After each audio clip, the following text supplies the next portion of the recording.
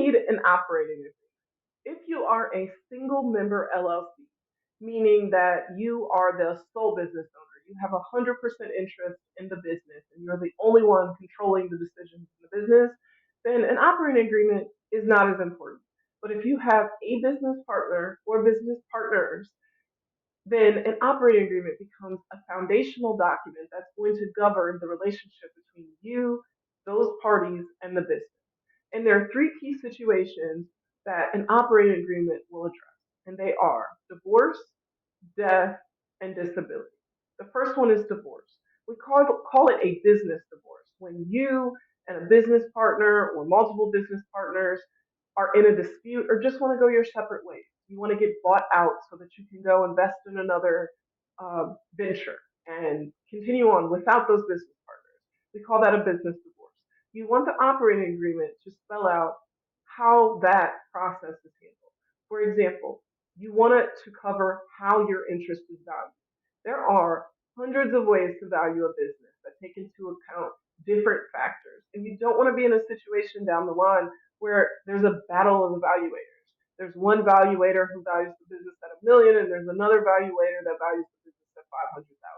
You want to come up with a procedure or even potentially a valuator company that will value the business if one of the business partners wants to leave, and you want to set forth what that calculation is going to be so that you know in advance how your interest is going to be valued if you want to leave the business or if one of your partners wants to leave the business. Disability.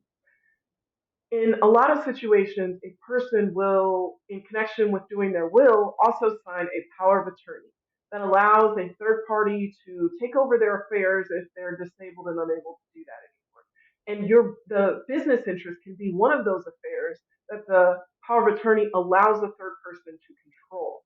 So if you're a business owner and there's a concern that someone could become disabled, I mean that's pretty much always a concern. That's something that happens and is unfortunate. Then you certainly want to have in your operating agreement a procedure that governs that situation so that you may want to avoid the situation where a power of attorney can come in and control certain aspects of the business if one of the business owners is disabled. And the last one is death.